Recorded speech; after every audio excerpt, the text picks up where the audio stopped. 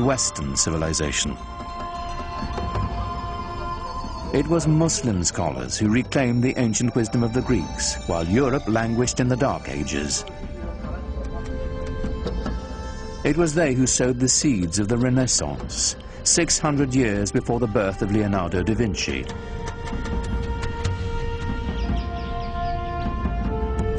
From the way we heal the sick, to the numerals we use for counting. Cultures across the globe have been shaped by Islamic civilization.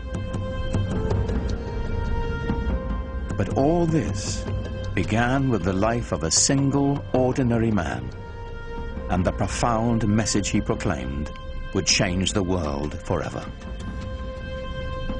His name was Muhammad.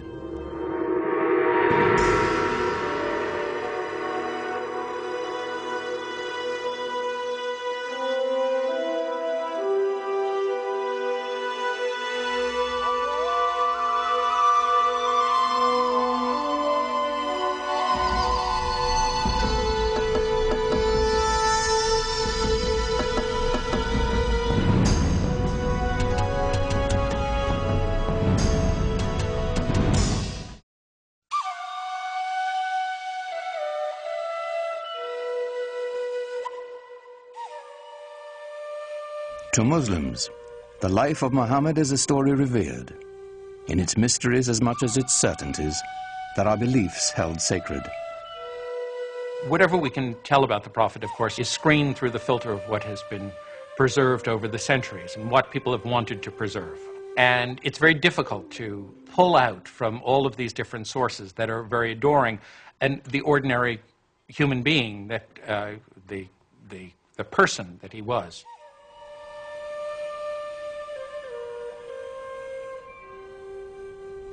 We do know that Muhammad was born in or around 570 AD in the sun-blasted Arabian Peninsula, a land of savage scarcity whose Bedouin tribes were locked in a constant state of tribal war.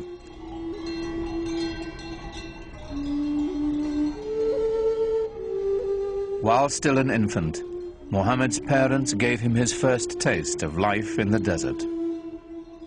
Muhammad was from a town, Mecca, but he was sent off to live with the Bedouin because the people, even in the town of Mecca, felt that the Bedouin were the holders of the deeper cultural Arab values.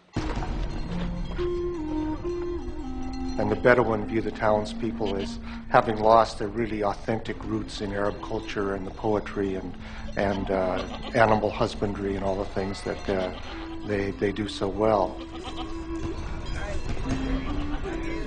By the time Muhammad was 6, both of his parents had died, and he was taken under the protection of his uncle, chief of his clan. Being an outsider gave him a singular perspective. He'd been orphaned early and developed very early on a passionate sense of concern for those who are left out of society. To be orphaned in a tribal society where clan and family relationships are your keys to everything, success, status, honor, dignity, is to face what it really feels like to be marginalized. And that obviously had a very deep impression on him as a young man. In some ways, it was detrimental, of course, to grow up without parents, but in other ways, he was so adaptable. He had many parents, he had many fathers, he had many mothers, so it made him a child of everybody. Muhammad's clan, like Arabs all across the Arabian Peninsula, would share the stories that had been told and retold for generations. Pre-Islamic Arabian civilization was largely an oral culture, and there was tremendous respect for and admiration for people who could express themselves orally, and especially those who could recite poetry almost at the drop of a hat. Some of the most important people in a tribe were the poets. As they sang of the glory of the tribe, they told the story of the tribe. To the Bedouin, the word had a mystical importance. Poets linked the tribe to its ancestors and celebrated values older than memory. Poetry was the sinew that bound the Bedouin together, celebrating their victories, lamenting their defeats. The poems themselves, like the poems of Homer, both celebrate this great heroic ethos and yet intimate in the deepest way the tragedy that this ethos of constant tribal warfare brings to people. Warfare and conflict were the grim realities of a dangerous time. Muhammad's uncle taught him the skills he'd need to survive in a world where even a prophet would wield a bow and arrow.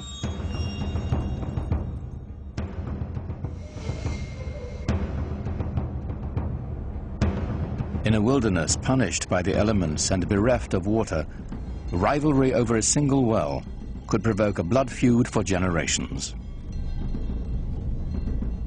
A real rivalry, real battles, and sometimes quite bloody.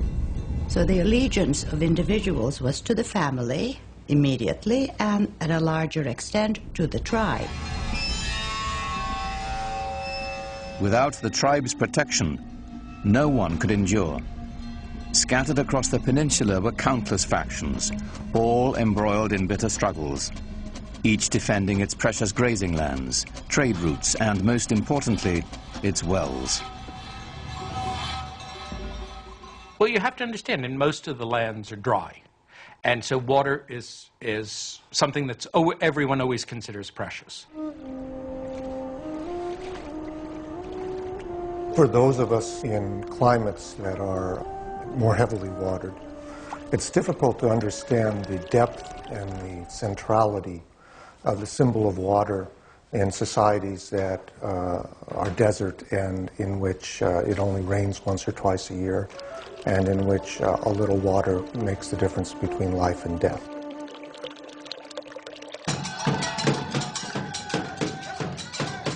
Each clan had its own separate gods and totems, to water and wind, fire and night. They were kept in the caravan town of Mecca, in a shrine of wood, stone, and cloth. It was called the Kaaba, the Arabic word for cube. Pre-Islamic Arabs worshipped a number of spirits, and they were generally nature-oriented spirits, sometimes associated with natural features like trees or rocks or springs. And the Kaaba in Mecca was one of a number of these sanctuaries centered around a particular cluster of deities. It was said the Hebrew patriarch Abraham himself built the Kaaba centuries before, and that a sacred black stone it held within had fallen from the sky. In these turbulent times, the Kaaba provided a rare place of peace. Only here would the Bedouins submit to a temporary truce before returning to their conflicts of the open sands. There was this one place in the middle, around the Kaaba, which was, from even pre-Islamic times, was a place of a sacred enclosure where all people had to put down their arms. And this, of course, facilitated trading because it meant that you couldn't carry on your feuds when you were doing your buying and selling. The spiritual and economic importance of the Kaaba in Mecca are pretty hard to separate as far as the pre-Islamic Arabs are concerned. The Kaaba made Mecca a vibrant center for trade. Here were found Arabian incense, exotic perfumes and Indian spices, Chinese silks and Egyptian linens. But perhaps the greatest treasure to be found at Mecca was the rich mixture of cultures. There were people who came through town who had all kinds of interesting experiences to relate to faraway places. The local religion was mixed. There were Christians, there were Jews, and there were also the Arabs of the desert who followed an animist type of religion. Muhammad's world was a center of trade, connecting the Mediterranean Sea to the Indian Ocean, linking the aging empires of Byzantium and Persia to the great bazaars of India and China.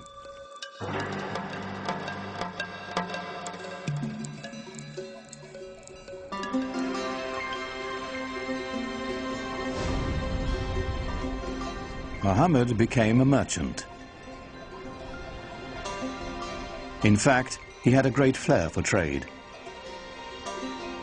At the age of 25, while leading a caravan northward to Syria, his talents caught the eye of the shipment's owner, a wealthy widow named Khadija. She was so taken with Muhammad, she proposed marriage.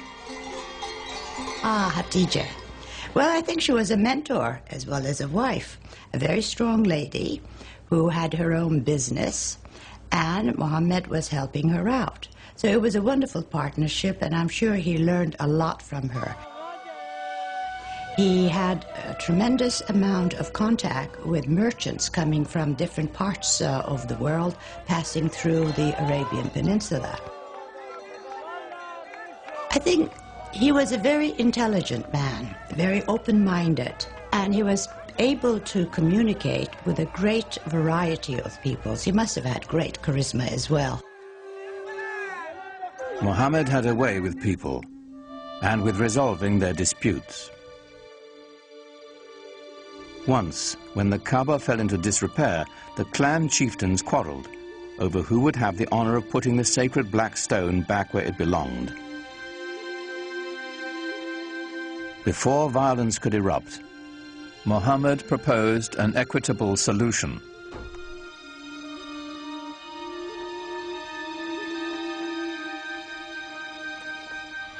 United in the effort, the four leaders shared the weight and the honor. In gratitude, they invited Muhammad himself to replace the sacred stone. He became known as Al-Amin, the trusted one. There are all kinds of indications that he was tremendously interested in religious questions. This is obviously not something that an ordinary person probably was interested in those days. He talked to sages, Arab sages. He talked to Jewish and Christian sages who lived in the area. He used to go up into the rock hills around Mecca and meditate, think about things. And at some point had this extraordinary vision, which is spoken about very evocatively and elusively.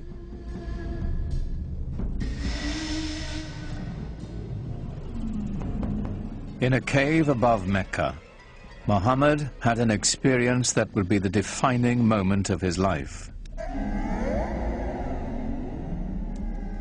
An angel was said to appear before him in the form of a man, instructing him to recite in the name of God, the Almighty. For Muhammad, it was an encounter as profound as it was deeply disturbing. You get a sense of what it would be like to be a normal person in society, perhaps unusual in the sense of your intensity for things like social justice and finding out what the meaning of life is, but not being endowed with anything that would seem miraculous by your friends. And all of a sudden having this voice come to you and then come out of you as you speak it and recite it to other people.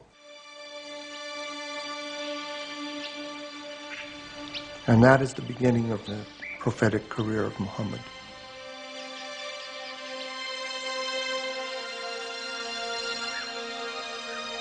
The months to come would bring more revelations. Powerful words of a lyrical quality, more beautiful than the most exquisite Arabic poetry.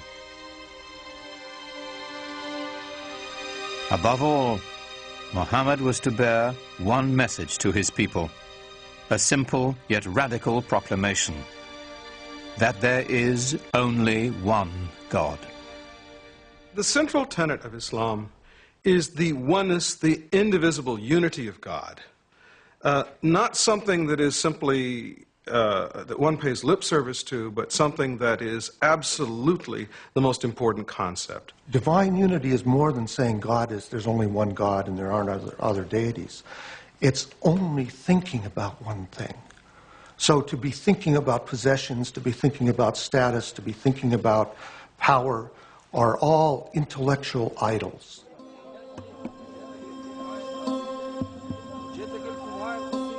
The implications were staggering. One God meant one people. No more tribal divisions. To the poor and unprotected, the prospect was revolutionary. It seems to me that one of the most important things in his early teaching that isn't often talked about is the strong social justice message that he delivered. In Mecca of the time, there was an increasing separation between the haves and the have-nots. He insisted that this was not to be and that we should share the wealth, and it was this social justice message that I think that really got him a hearing among many of the folks. So coming with Islam, it was a new order, a new way of life. And it was a beautiful way of life because everybody was equal, black, white, men, women, children. So it had that type of universal appeal, which I think was the reason why Islam spread so rapidly. Many were moved by Muhammad's message as he began to speak out in the community. It had the suppleness and symbolic depth of the great pre-Islamic poems that had been created by this people and that had given this people in Arabia such an extraordinary ear for verbal expression, where verbal expression was the commanding cultural force. Some people called him a poet, and there's a Quranic surah basically saying, Muhammad is not a poet. Poets speak through desire. This is not the voice of desire, this is the voice of God. Muhammad's following began to grow. They called themselves Muslims, for those who surrender to God. They set out to preserve the message Muhammad had brought. This was the beginning of the Quran. The Quran was revealed orally. But very soon people realized that it had to be written down in order to make sure that it wasn't corrupted and that the original message was maintained. And from a very early date, and it's very unclear when that date was, because no early manuscripts of the Quran survive, people began copying it down. The Quran is a revelation of spiritual teaching, of both ethical and social guidance. It was revealed and remains in Arabic. What's so extraordinary about the Quran is its naturalness, so that it can say the most powerful cosmic things with a sense of intimacy, so that power and tenderness come together constantly in the Quranic language. With words alone, the Quran delivers its vision to the faithful. Its imagery conjures a picture of the afterlife that resonates with all the power of traditional Bedouin poetry. Imagine yourself in the desert, surrounded by dust, by the glare of the sun. You wear cloaks to cover your body because the wind will just sear your skin right off your face. And you walk into an oasis. The temperature drops dramatically. There's a quiet there. The wind is no longer howling. Everywhere you look, you see green and color. The world of water and paradise are symbolically tied to one another. And the Quran can conjure that up with just a few briefly chosen words.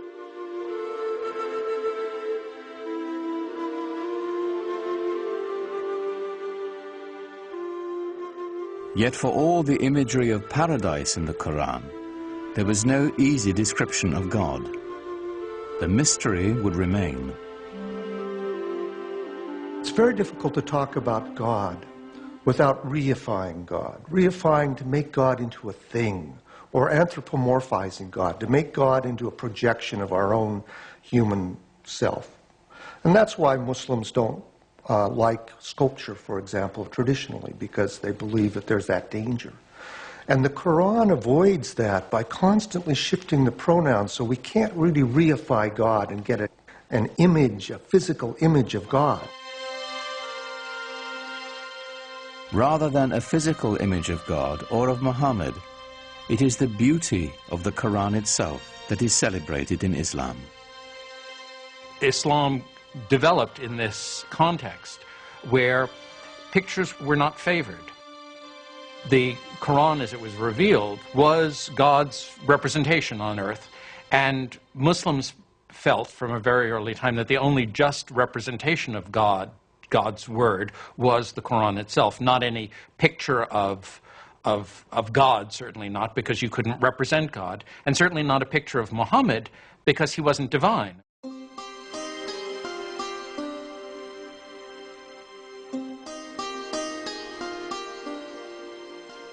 At certain times and places, people did make images of the Prophet Muhammad, but these are not religious images. These are not images meant to be worshipped. They're not images of a saint or of God. They are images of Muhammad as a historical figure. He's sort of given honor by having a very bright blue background or a white cloud near him, but he's not otherwise distinguished from the other characters in the story. At other times, people did represent the Prophet, but he was always represented with a white cloth over his face to hide his face, so that there were different approaches to doing this. But in all of these are not devotional images. You're not supposed to look at them and pray towards them. You're to learn more about the history of your religion, with the emphasis on history from them. As Muhammad's community grew, so did the opposition.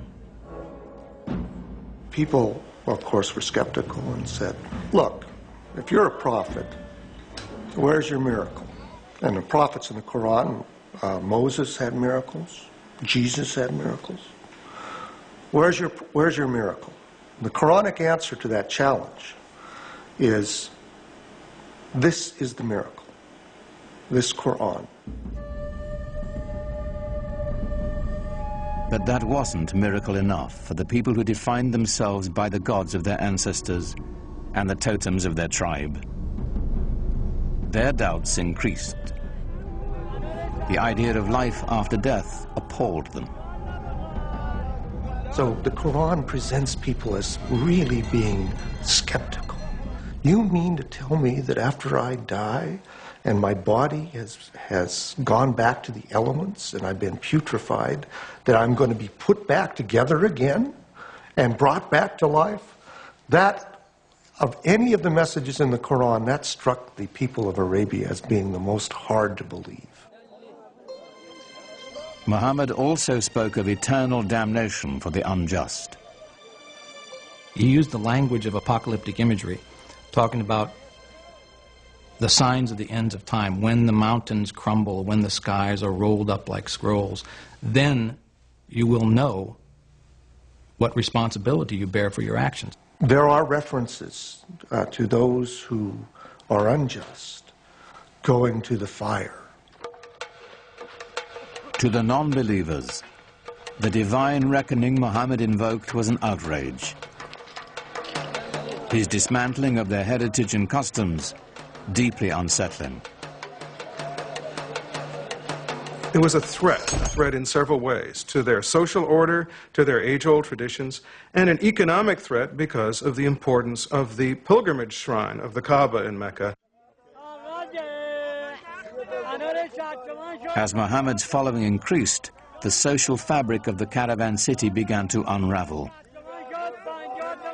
Business suffered as pilgrims and traders, worried for their safety, left town. The tribal leaders decided Muhammad and his message must be removed permanently. They didn't want him taking over. They didn't want him horning in on their control of the city. They made things very difficult for him, perhaps even plotted his assassination. They tried to keep him away from the Kaaba. They did everything they could to try to run him out of town. They demanded that Muhammad's uncle remove his clan's protection from the Prophet, which would clear the way for his murder without the threat of retribution. But his uncle refused. The battle lines were drawn. Nothing short of tribal war would settle the conflict now. Muhammad is clearly asked to do extraordinary things, to tell the Bedouin to give up many of their notions of multiple gods, to give up their attachment to their ancestors and their tribal warfare in the way they had, things that could and did make him the object of scorn, persecution, and an attack.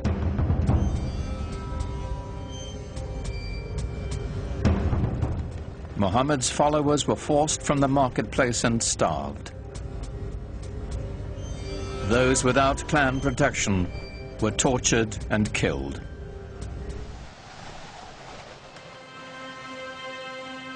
In 619 AD, Muhammad's wife, Khadija, died, and his uncle as well. Gone were his first great love and his only protector. Here at last was the opportunity his enemies had been waiting for.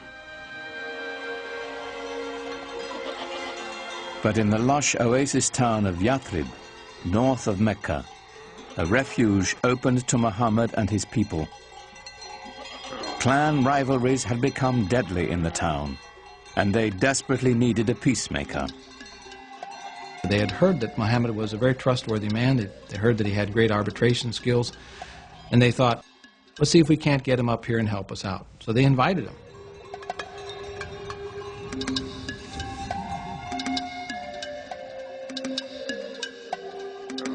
Muhammad agreed to travel to Yathrib and settle their disputes in exchange for a safe refuge for his people.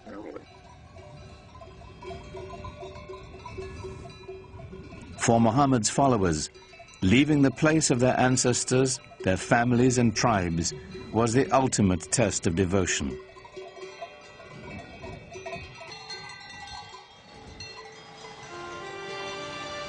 In doing so, they began a new community, a new tribe. For the first time, they were bound together not by blood, but by faith.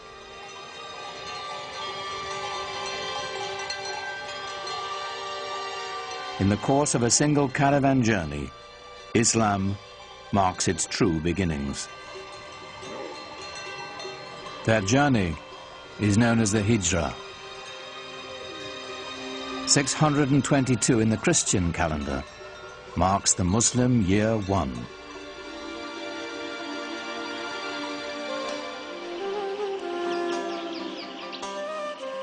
Muhammad's goal among the people of Yathrib was the same as his larger mission, to bring unity and peace with his message. He was asked to be a Solomonic figure, to mediate tensions between tribes that seemed intractable. As his work succeeded, the town would become known as the City of the Prophet, Medina.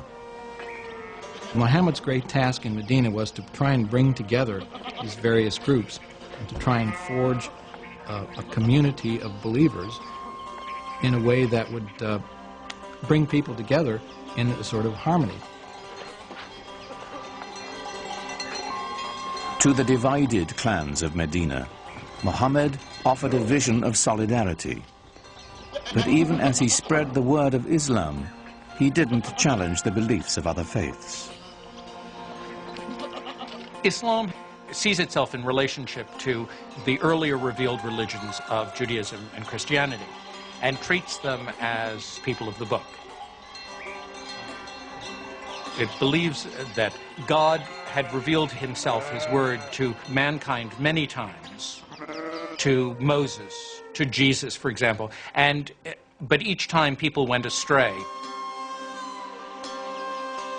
Throughout the Quran, we have a sense of the humanity of Muhammad, his humbleness as a person, and the extraordinary challenge of the mission he was given by this divine revelation.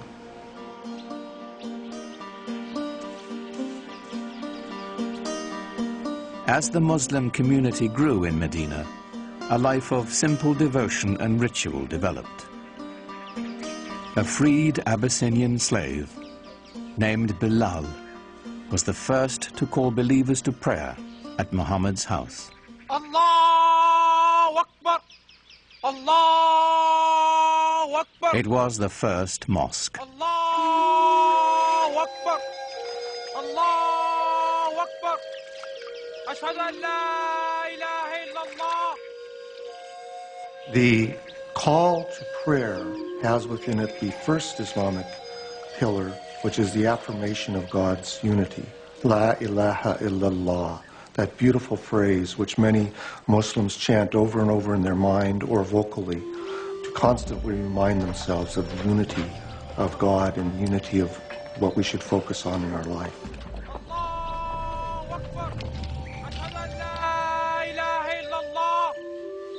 أشهد أن لا إله إلا الله أشهد أن محمدا رسول الله. Praying together is a good thing. It cements the idea of belonging to a movement, to a religion, to an organization, to a community. The result is something very, very powerful, even to watch, even for a non-believer or someone from another religion. We carry out physical gestures of prayer in worship that unify our body and our mind and our soul, all at the same moment of bowing and touching our head to the ground toward that exact center. What could be a more powerful symbol of unity? It's said that while he was in Medina, Muhammad received a revelation instructing those in prayer to face in the direction of the Kaaba in Mecca. Though filled with pagan idols, it was still the shrine of Abraham, the first believer in the one true God.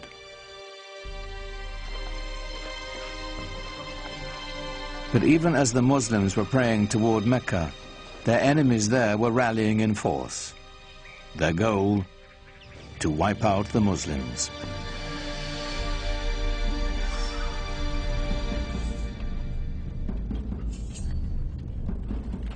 Muhammad's people began to gather arms.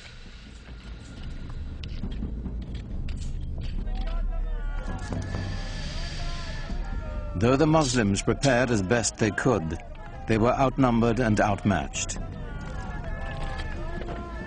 They mustered a force of only 313, mostly old men and boys, with few weapons. While the approaching Meccans were heavily armed and 1,000 strong.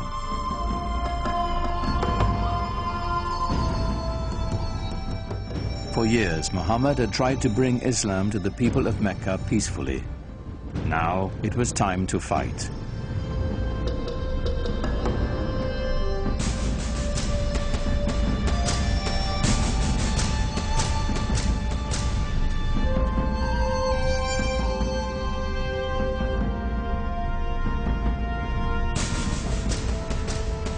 The Muslims faced their own tribes, brother fighting brother, son against father. Yet they came armed with a powerful weapon, a passionate belief in their faith. Muhammad's troops fought with every confidence that God's will was guiding them.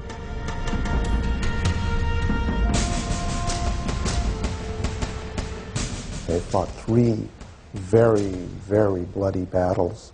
At one point, the entire young Muslim community was right on the edge of annihilation.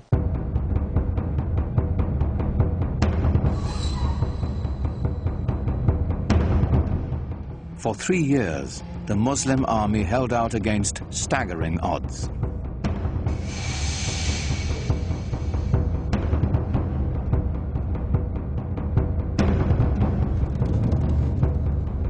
As word of the fighting spread, other Bedouin tribes saw God's hand in Muhammad's victories. One by one, the peoples of the desert began to join in his struggle. The Muslim army grew, and the tide began to turn.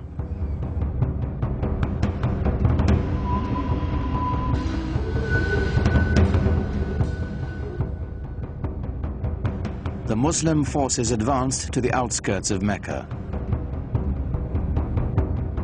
It was a furious siege that lasted for nearly a month. Until, finally, the city fell to Muhammad.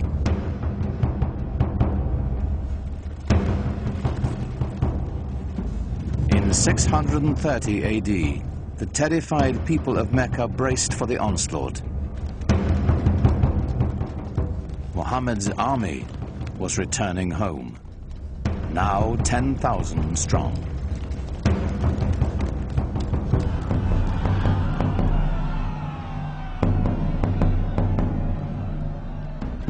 The vanquished knew the terrible fate that awaited them.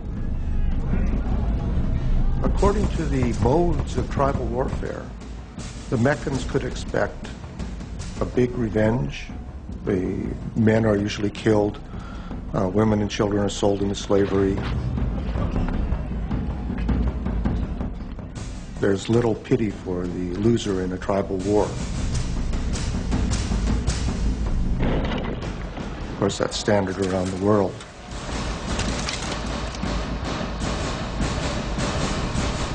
But Muhammad had a surprise in store for the fallen city. When Muhammad came into Mecca, and not only did not carry out a bloody revenge, but actually embraced the very Meccans who had fought him for 3 years and attempted to annihilate him, it was very shocking to the people in his milieu. So within the very founding of a religion, one finds episodes of great generosity, often extraordinary acts of kindness and mercy. But not all of Mecca escaped Muhammad's wrath. Flush with victory, his troops marched straight to the Kaaba. 7 times they circled the shrine, as those who had come to seek its protection appealed to their idols. But it was not the pagan people Muhammad had come to destroy. It was their gods. He raised his staff, and the tribal gods of his ancestors smashed into dust. When Muhammad entered Mecca and entered the shrine and destroyed the idols in the shrine, this is of great cultural and symbolic importance in Islam. By breaking the idols, he was breaking apart the tribal system in which each tribe really had its own independent deity. This was shocking to the Bedouin. This was saying the gods of our fathers are being destroyed. In some sense, you're saying that our fathers themselves were deluded. How can you say this in a tradition in which relationships to one's father and tribe were primary? So this act of iconoclasm then is seen as an act of prophetic violence that has just as much importance in Islamic tradition as Moses' breaking of the tablets when he saw the idolatry at Mount Sinai, or Jesus' casting the money sellers out of the temple.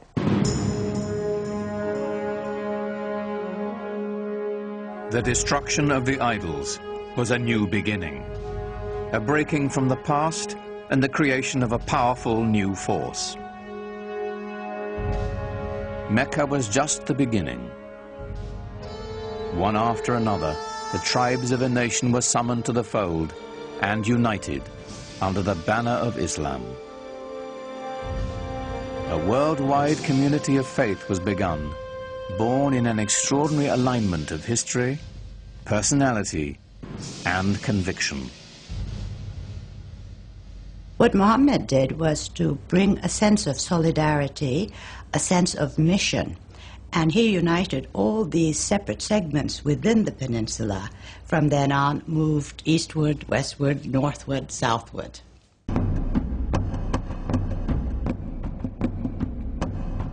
The Muslims turned to the north, swept into present-day Lebanon and Syria.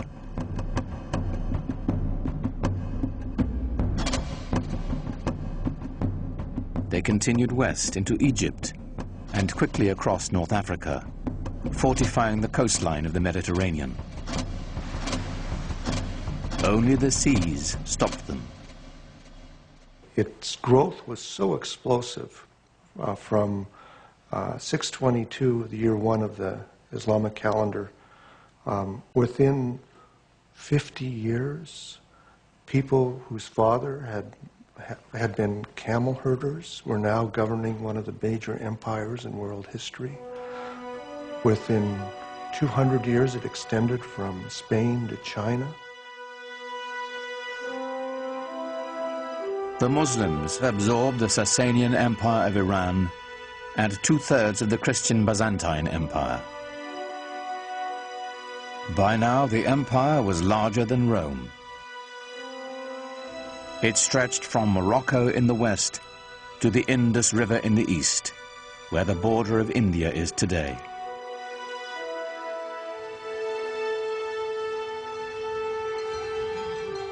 How had it happened that so small an army could conquer an area so large, so fast, so easily?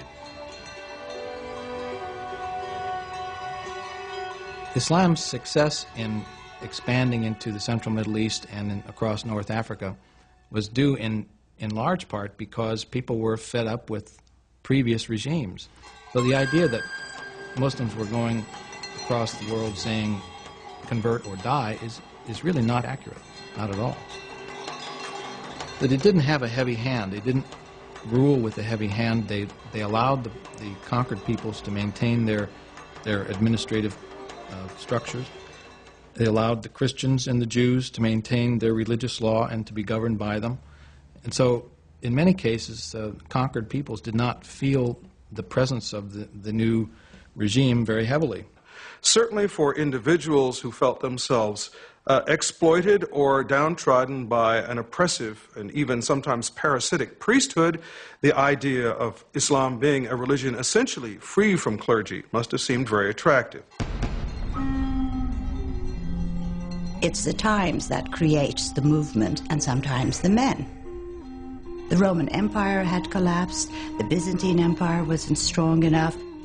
There was a need for a new vision, a new way of looking into life. And I think what happened at that time, Muhammad's mission filled the void that the societies wanted. They really wanted some sort of solidarity in their lives. The lessons of the Quran, so successful for the Muslims in Medina and Mecca, were playing out on a global scale. As the conquest swept through Syria, the Muslims held their Friday prayers in the Church of St. John the Baptist in Damascus, allowing its Christian congregation to continue their services on Sunday. Side by side, the two faiths shared the same building, in peace.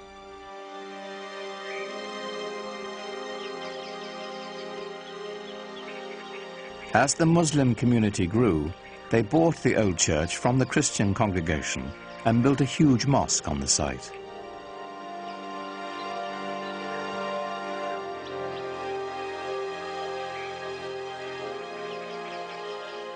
With Byzantine artisans, they decorated it with golden mosaics of an Islamic paradise.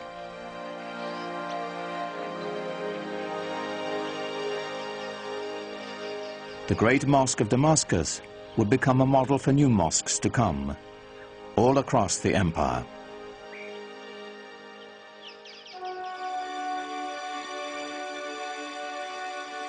The Arabs transformed their conquered lands, maintaining, improving, or expanding the infrastructure. In Tunisia, building on Roman ruins, they devised an ingenious system of water purification, using gravity to separate fresh water from sediments. Part of this system were these two enormous basins that they built outside the city walls. The clean fresh water would flow over into the larger basin, where it would then be distributed by pipes to the city. This is, hundreds of years before anyone in Europe ever thought of having running water.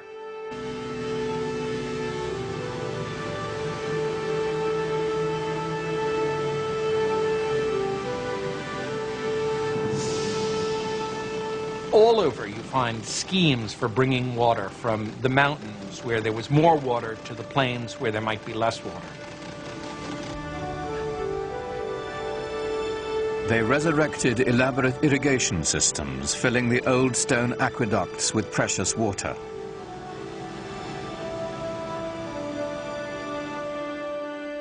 Agriculture flourished as life-giving staples like wheat were introduced to the Mediterranean region.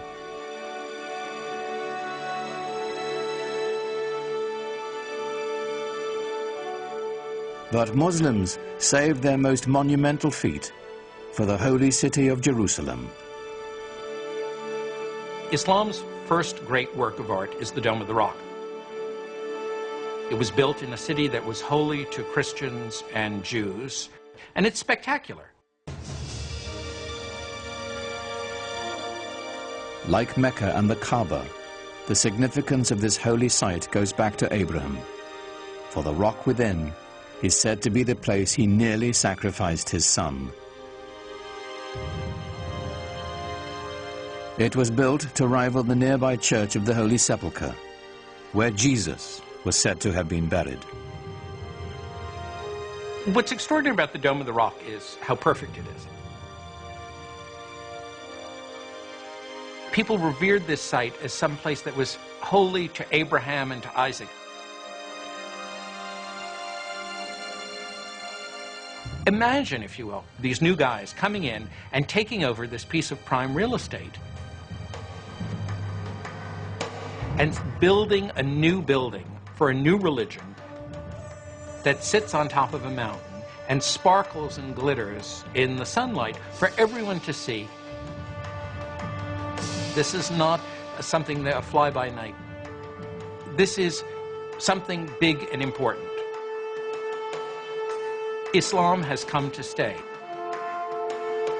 In just 100 years, Muhammad's vision had transformed the spiritual and political map of the world, and his followers had established an empire larger than Rome.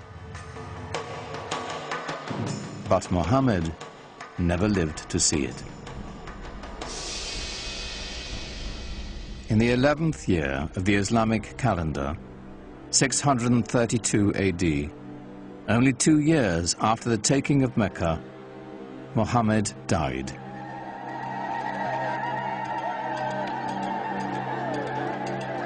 Medina fell into despair. For days, the city was consumed with sorrow and ceremony. He's known to have said that he wanted to be buried very simply, with no marker over his grave. He didn't want people to worship his grave. That would interfere with their worship of God. God had spoken to them only through Muhammad. Now that the Prophet had left them, perhaps God would as well. Muhammad's death set up a crisis in the young Islamic community. The question of succession was the first thing that really occupied people's concerns. At this point, there was a divergence of opinion as to how the community should go about choosing a new leader.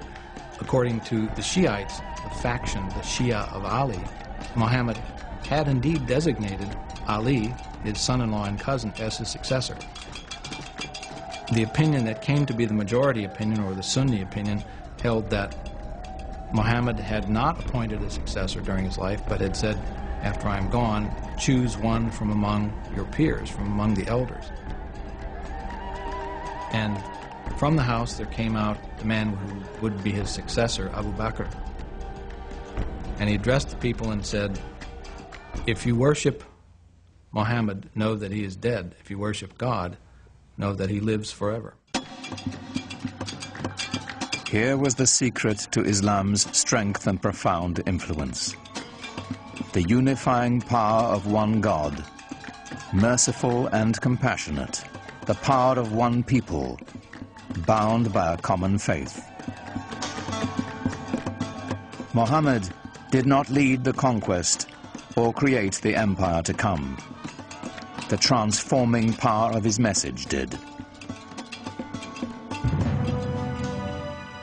Out of that message would spring a font of knowledge that would transform humanity, as Islam continued to spread its reach far and wide. Awaiting the Muslims would be a new age. They would be destined for enlightenment, for new horizons, and a clash of great powers, the like of which the world had never seen.